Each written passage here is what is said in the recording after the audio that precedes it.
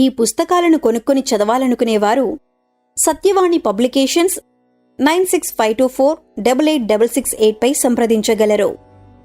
ఉత్కంఠ భరితమైన మధుబాబు గారి socio crime thriller సిరీస్లో శిక్ష 6వ భాగం. దొంగ దొంగ, నా డబ్బులు లాక్కొని పారిపోతున్నాడు దొంగ! గొంతు చించుకుని పలావ్ సెంటర్ దద్దరెళ్లిపోయేటట్లు అరిచాడు బాచి. అరవటంతో ఆగలేదు. అడుగో అడుగడుగో అంటూ పెంకుటింటి వైపు పరిగెత్తాడు. అటువంటి సిచ్యువేషన్స్లో ఫాస్ట్గా కదలటం అలవాటై ఉండటం వల్ల తాము కూడా అతన్ని అనుసరించారు అక్కడ జనం. ఖతియా బేగంని చుట్టుముట్టి అరిచి కేకలు పెట్టకుండా నోటిని నొక్కి పెంకుటింటి పక్క భాగంలో ఉన్న చీకటి స్థలంలోకి తీసుకువెళ్లటానికి రెడీ అవుతున్న రోమియోలకి అనుకోని విధంగా తగిలింది షాక్. గాలికి చెదిరిన కందిరీగల తుట్టెలో నుంచి కదిలినట్లు అతివేగంగా వారి దగ్గరికి పోయారు బాచి అరిచిన అరుపుకు అలర్ట్ అయిన జనం.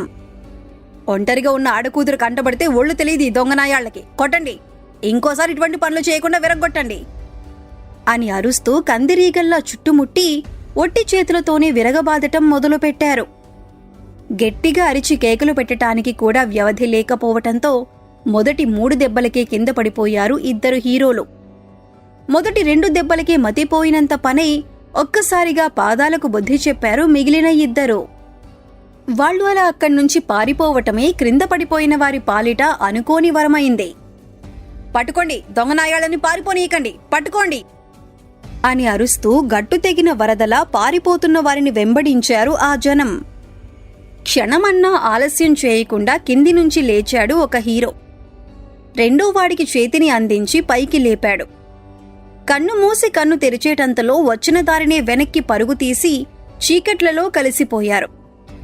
గుబగుబలాడుతున్న గుండెలతో శిలావిగ్రహంలా నిలబడిపోయిన ఖతియా బేగం దగ్గరికి పరిగెత్తాడు బాచి. ఆలస్యం చేస్తే అందరూ వచ్చి అడ్డమైన ప్రశ్నలతో నిన్ను వేధించుకు తింటారు, పద వెళ్ళిపోదాం అంటూ ఆమె చేయి పట్టి బలవంతంగా అడుగు వేయించాడు. 100 గజాల దూరం పోయిన తర్వాత కొద్దిగా తేరుకున్నది ఖతియా బేగం.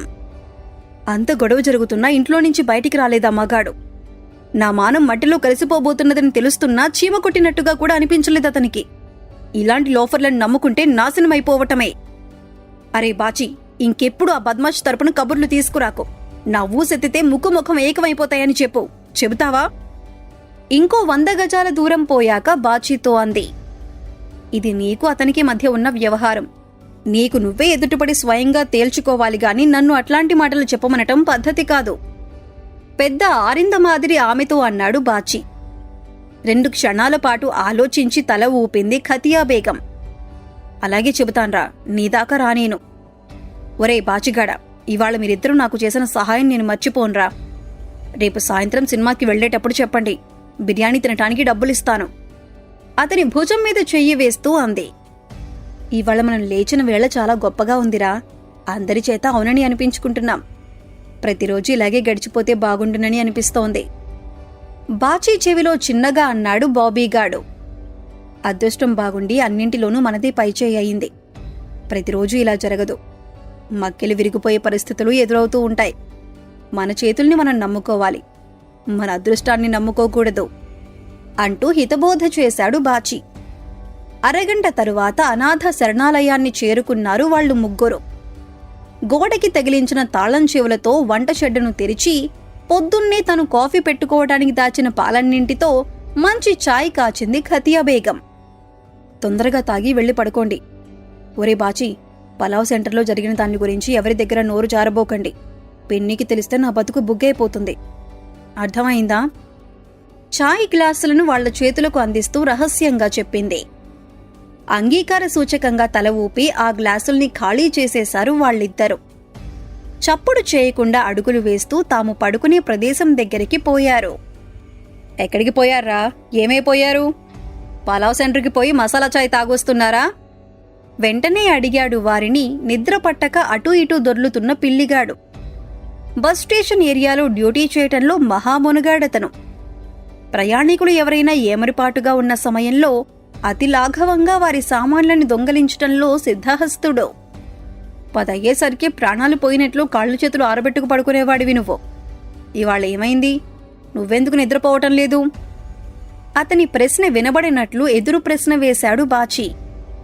రేపటినుంచి స్టేషన్ రైడింగ్ పార్టీలు బస్ స్టేషన్లోకి వస్తున్నాయట.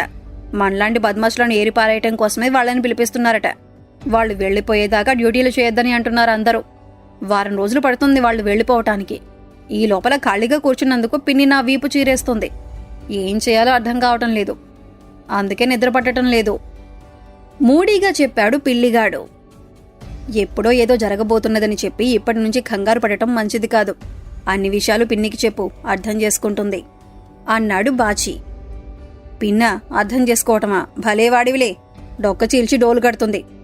ఆ బ్రహ్మరాక్షసికి మన బాధలేవీ పట్టావు. పైసల్ పైసల్, ఎప్పుడు చూడు పైసల్ అంతే కచ్చనిండిన కంఠంతో అన్నాడు పిల్లిగాడు.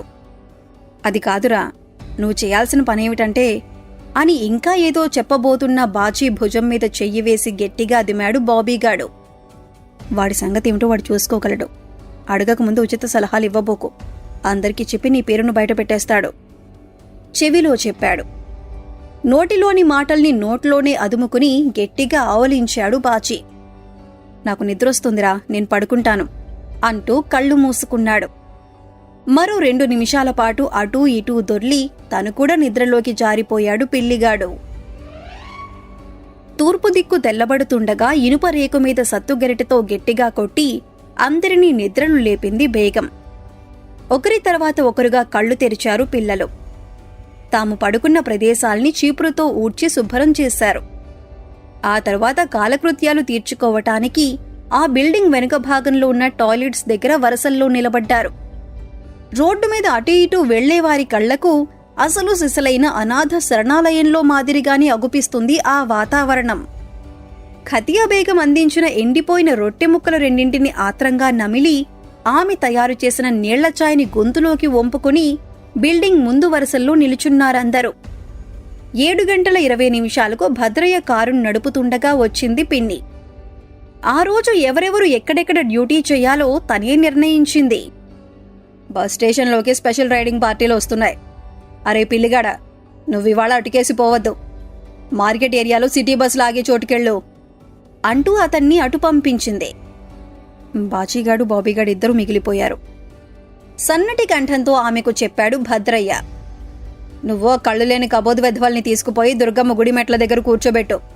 బాచీగాడికి ఆ బాబీగాడికి ఇవాళ నేను సెలవిచ్చేశాను అంటూ పెద్ద కంఠంతో బాచీని పిలిచింది పిన్ని. అందరికంటే ఆలస్యంగా నిద్రలేచి ఖతియా బేగంతో కబుర్లు చెబుతూ ఎవరూ చూడకుండా ఆమె తయారు చేసిచ్చిన స్పెషల్ టీని తాగుతున్నాడు బాచి. పదంగల్లో వచ్చి పిన్ని ఎదుట నిలబడ్డాడు. అరే, నువ్వు ఆ బాబీగాడు ఇద్దరు నాతో రండి, చిన్న పనొకటుంది అంటూ హాల్లో నుంచి లేచి తన కారు దగ్గరికి దారి తీసింది పిన్ని. ఆమె చెప్పు చేతుల్లోకి వచ్చినప్పటి నుంచి అప్పటి వరకు ఎప్పుడూ ఏనాడూ జరగని విచిత్రమది. చాలా కాలం పాటు గుర్తుపెట్టుకోవాల్సిన విశేషం. పిన్ని స్వయంగా డ్రైవ్ చేస్తుండగా లార్డ్ పెండ్లాండుల మాదిరి వెనక సీట్లో కూర్చున్నారు బాచి అండ్ బాబీ. అరగంట తర్వాత దుర్గమ్మ గుడి ఉండే కొండగుట్టకు వెనుక భాగంలోకి ఎంటర్ అయింది కారు. అరే బాజీ, కిందికి దిగు. హరినారాయణ ఇంట్లో ఉన్నాడేమో అడుగు. పాడుపడిపోయినట్లు కనిపిస్తున్న ఒక పెంకుటింటి ముందు ఆపి బాచీని ఆదేశించింది పిన్ని. డోర్ తెరుచుకుని దిగాడు బాచి. పెంకుటింటి ముందుకు పోయి తలుపు తట్టాడు. ఎవరు? ఎవరది అంటూ వినవచ్చింది ఒక కంఠం. అరనిమిషం తరువాత తలుపులు తెరిచాడు 60 సంవత్సరాలు పైబడిన వృద్ధుడు ఒకతను. హరినారాయణ అంటే నేనే. ఎవరు నువ్వు?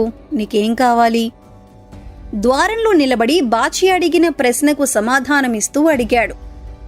అందుకు బాచి ఏదో ఒకటి చెప్పకముందే కారులో నుంచి దిగింది పిన్ని.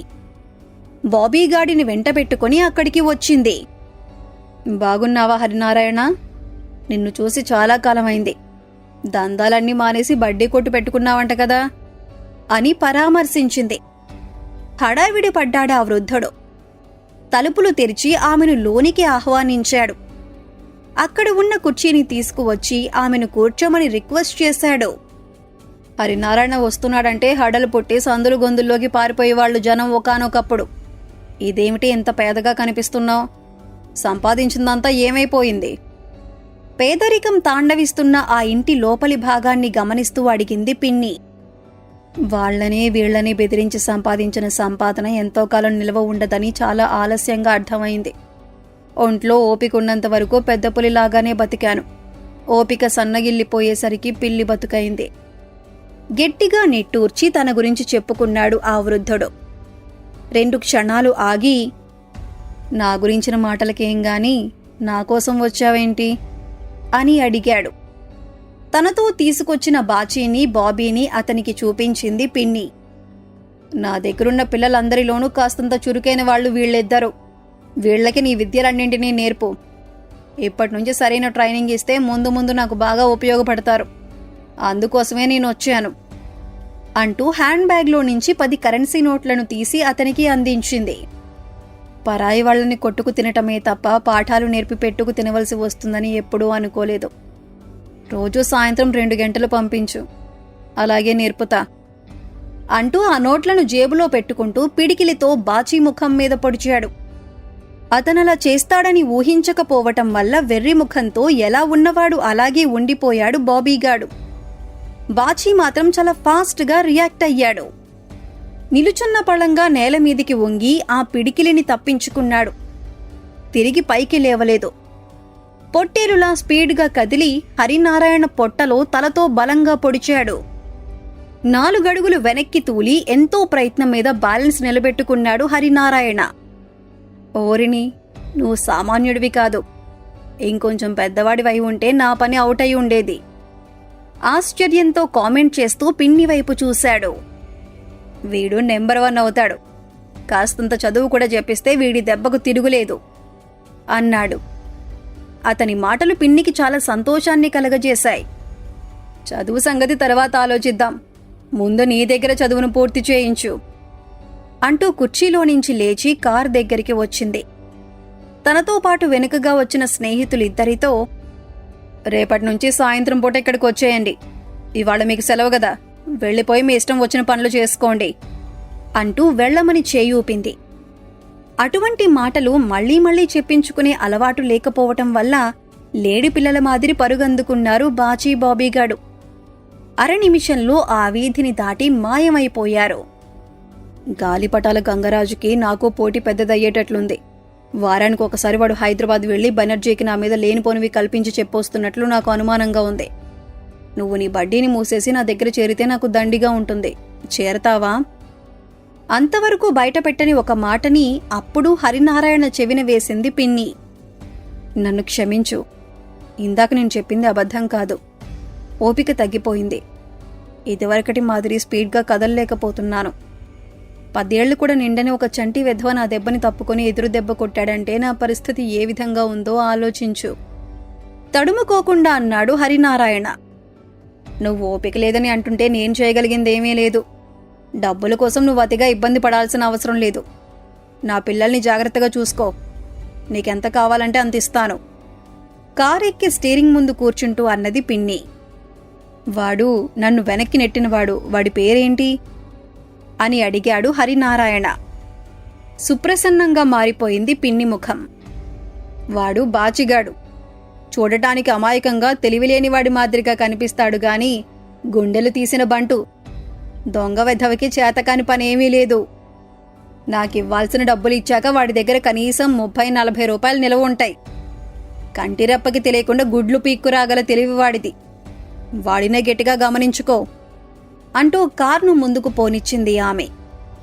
ఆమెచ్చిన నోట్లను తడుముకుంటూ ఇంట్లోకెళ్లి తలుపులు వేసుకోబోయాడు హరినారాయణ. అంతలోనే అతన్ని పేరు పెట్టి పిలిచిందో కంఠం. బయటికి తొంగి చూసిన హరినారాయణకి నడివీధిలో నిలబడి కనిపించాడు గాలిపటాల గంగరాజు. బాగున్నావా హరినారాయణ? బడ్డీ కొట్టు బాగా నడుస్తోందా అని అడుగుతూ ఇంటి ముందుకు పోయాడతను. ఇంట్లో ఉన్న కుర్చీని తీసుకువచ్చి గుమ్మం ముందు వేశాడు హరినారాయణ. గంగరాజు గారికి చాలా కాలం తర్వాత గుర్తుకొచ్చాను. ఏంటో విశేషం? చేతులు కట్టుకుంటూ వినయంగా అడిగాడు. నిన్ను మర్చిపోతే గదా ఇప్పుడు గుర్తుకు రావటం అనే మాట బయటికి రావటం. నువ్వు నీ ఫేస్ కట్టు నా కళ్లల్లో ఎప్పుడూ కదులుతూనే ఉంటాయి. అవును హరినారాయణ, ఆ శరణాలయం పిన్ని ఇటుగా వచ్చిందేమిటి? ఏంటి విశేషం? మాటలో మాటగా అడిగాడతను. నన్ను తన దగ్గర పనిచేయమని అడగటానికి వచ్చింది. అన్నాడు హరినారాయణ.